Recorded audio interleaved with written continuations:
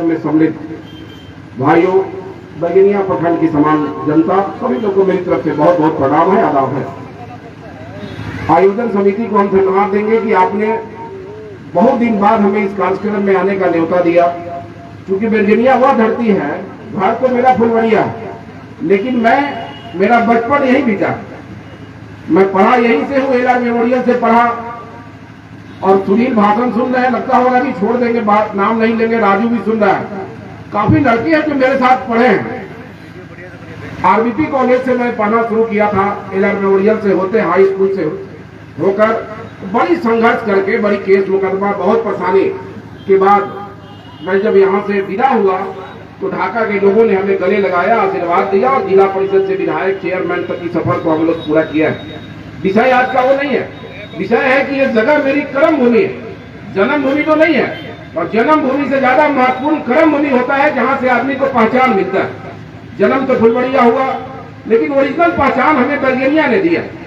विद्यार्थी परिषद से मैंने यहाँ से राजनीति शुरू किया था और राजनीति करते करते आज भारतीय जनता पार्टी में है, राजद में भी, जनता दल में भी थे। और आपको जानकर आश्चर्य होगा, जानते भी होंगे पुराने लोग कि पवन जायसवाल इस मंच पर अगर बोल रहे हैं तो मुझे राजनीति में लाने वाले कोई दूसरे नहीं, श्रद्धेय रघुनाथ झा जी थे, जिन्होंने हमें राजनीति में लाया था। और आज हम जो कुछ भी है, मेरी सारी ऊर्जा अगर सामाजिक कार्यों में लग रही है, राजनीतिक कार्यों में लग रही है, तो मुझे सही रास्ते पर लाकर और राजनीतिक दिशा में जोड़ने का काम उन्होंने किया था। उनको भी सबसे नमन करते हैं। भाइयों, मुझे पता है कि आप सुनना क्या चाहते हैं। जब यहाँ का कोई बेटा कलेक्टर बनेगा तो ये पूरे जिले के लोगों को पता होगा कि जो कलेक्टर बनेगा वो कभी सीतामढ़ी का कलेक्टर नहीं बनेगा। अपने गिरी जिले में कोई एसपी नहीं बनता है, कलेक्टर नहीं बनता है, भोज प्रखंड में कोई बीडीओ सीओ बन के नहीं आएगा, दरोगा बन के नहीं आएगा। लेकिन पूरे जिले के लोगों को खुशी इस बात से होती है कि हमारे जिले का एक बेटा कलेक्टर बन गया, एसपी बन गया। आपको भी खुशी होता होगा कि मोतीलाल जी तो विधायक बन ही गए, ढाका में मेहनत करने बरगनिया में लड़ा भिड़ा पवन जायसवाल भी ढाका का विधायक बन गया। तो इससे भी आप कुछ उम्मीद करते हो। बंसी चाचा ने जो शहादत दिया, देखिए वेतन नहीं मिलता है, उसके लिए आप अदा कर लेना। पुलिस के पिटाई के कारण, पुलिस के गलत रवैये के कारण, सरकारी गलत कार्यों के कारण आप अदा कर लेना। जात के नाम पर, धर्म के नाम पर आप अदा कर लेना, एक अलग विषय है। देश में पहली घटना है बंसी चाचा जिन्होंने सामाजिक काम के लिए आत्महत्या अदा करने का काम किया था। ये पवन जायसवाल नहीं कहता है।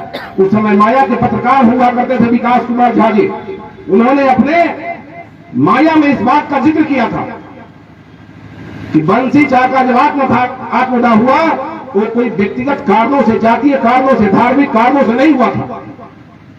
बशीर भाई के छोटे भाई सलीम जी हमारे मित्र थे, वो माया में जुड़े हुए थे उस समय।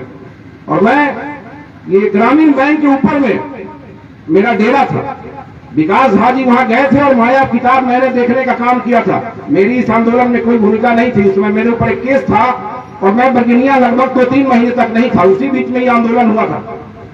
लेकिन हम बंसी झा और इस आंदोलन में जुड़े हुए सभी लोगों को धन्यवाद देते हैं जिन लोगों ने इस आंदोलन को अंजाम तक पहुंचाने का काम किया। सरकार चाहे राज्य की हो चाहे केंद्र की हो, उनके काम के अनसुने चीजों को खोलने का काम किया। बागमती पुल कैसे बन गया ये सबको पता है। बंसी चाह की आत्महत्या अगर नहीं हुआ होता, इतना बड़ा कांड नहीं हुआ होता, निर्दोष जेल नहीं गए होते, दुकानदारों को परेशानी नहीं होती, बरगनिया और अगल बगल के लोगों ने अगर एक जात पात मजहब के हिसाब से लड़ाई लड़ने का काम नहीं किया होता तो बागमती का पुल कभी बन नहीं सकता। लेकिन मुझे पता है कि बागमती के पुल बनने से बरगनिया का समुचित विकास नहीं हो पाया, जमुआ घाट बनने से विकास नहीं हो पाया, मधु छापरा के पास पुल बनने से बरगनिया का समुचित विकास नहीं हुआ। बरगनिया का सर्वांगीण विकास फुलवरिया घाट के बनने के बाद ही होगा, ये पवन जायसवाल को पता है। मेरा बचपन बीता, लेकिन सोचना पड़ेगा।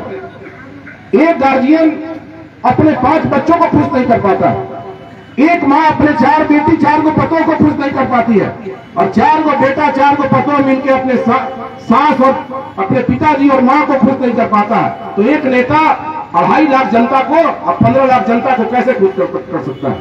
लेकिन आम जनता का हक बनता है कि आप नेताओं से हिसाब लें, आप पूछें कि आपको मैंने वोट दिया, आपने मेरे लिए कौन सा प्रयास किया।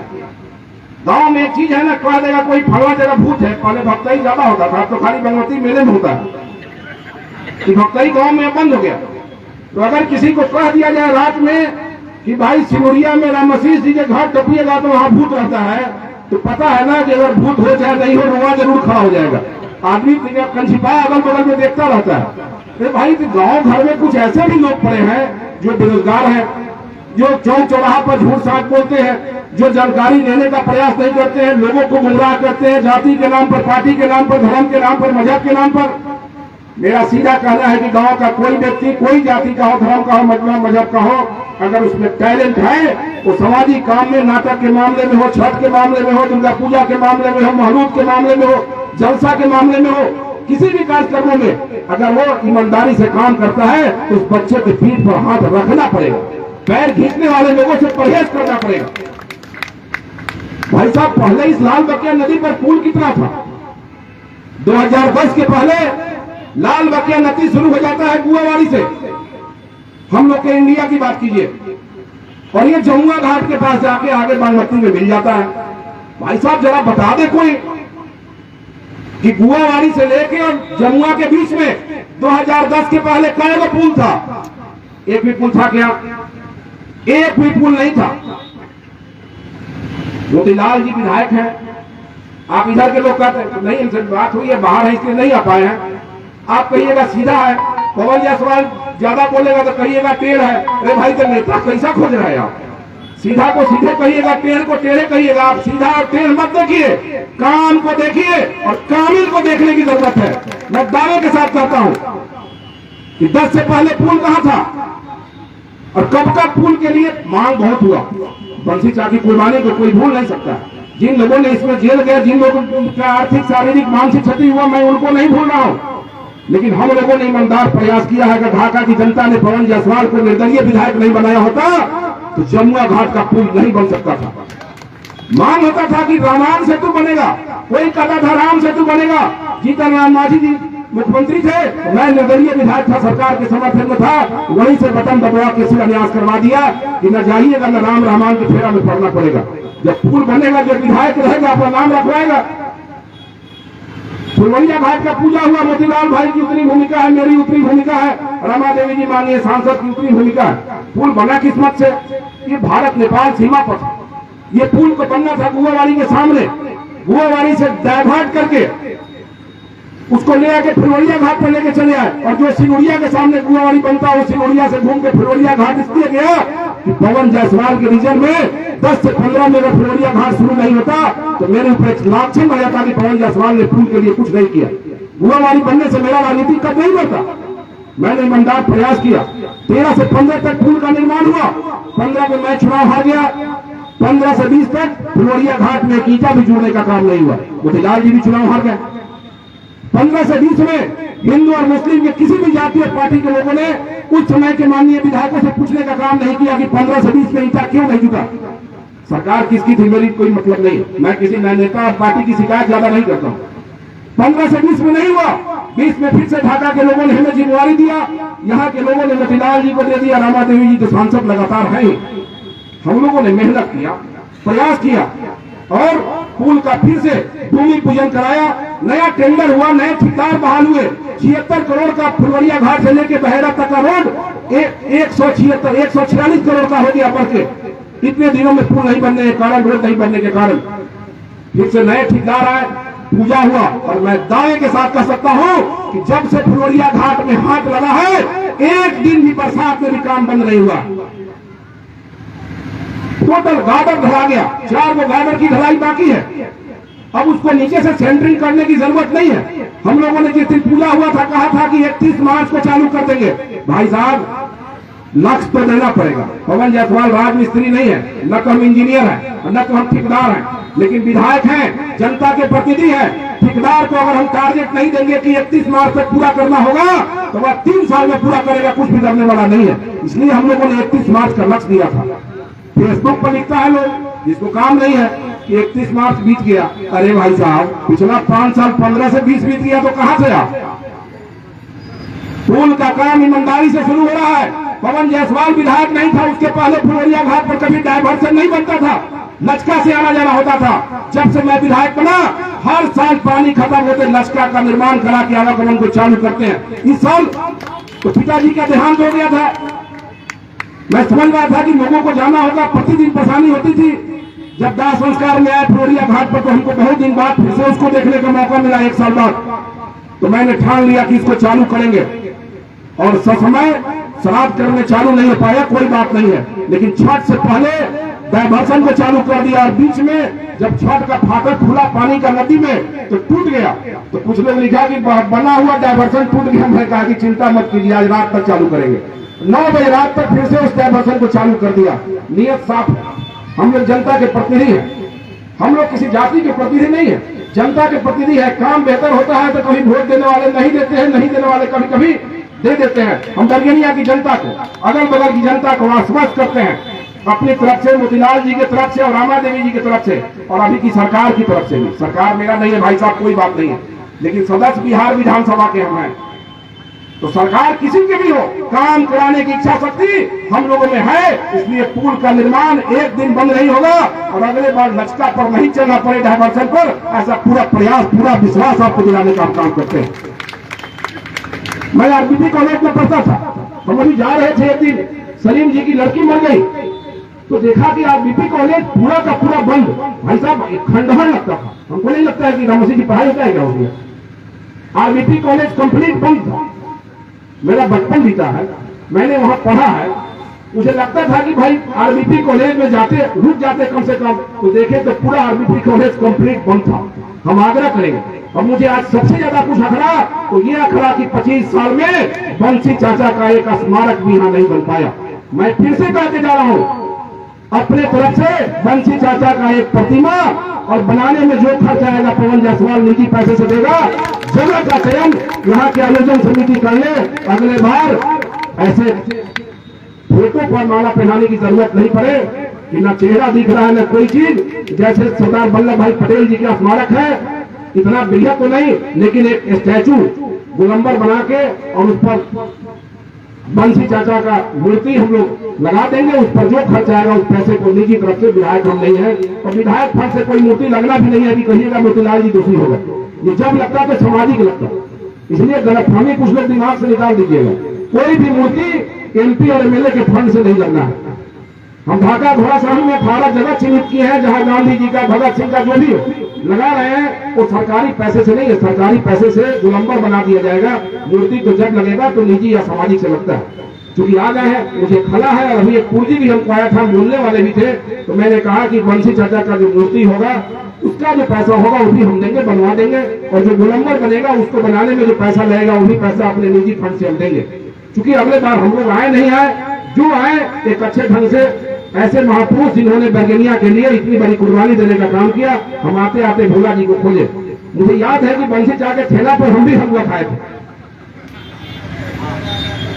मुझे इस बात की खुशी होती है कि पटना के कृष्ण मेमोरियल हॉल में बंसी चाचा शहादत दिवस मनाया गया था, मुजफ्फरपुर में मनाया गया है, सीतामढ़ी में मनाया गया, और बरगनिया में एक मूर्ति नहीं लग पाया है। तो अगले बार हम लोग इस दोष से बाहर निकल जाए, बरगनिया के विकास के लिए बेहतर प्रयास करें। यहाँ के जो भी जनप्रतिनिधि है, तो नगर पंचायत, नगर परिषद, पंचायत ही परिषद हो गया। हम बोले अभी बशीर भाई को कि चीन का व्यवहार कौन खड़ा कर दिया बीच में, इस चौक से लेके और उधर काली मंदिर के आगे तक बीच में जो डिवाइडर है वो चीन के दीवार की तरह लगता है। मैंने यहाँ के स्कूटी अफसर को भी कहा, आर जी को, चूंकि मोतिहारी के रहने वाले हैं, कि भाई आप जो भी चेयरमैन हो, विधायक जी से बात करके इसको तोड़वा दीजिए, जाम का बहुत बड़ा समस्या है। ये ईटा का दीवार है कि टूट गया है क्या, अभी सही है ना।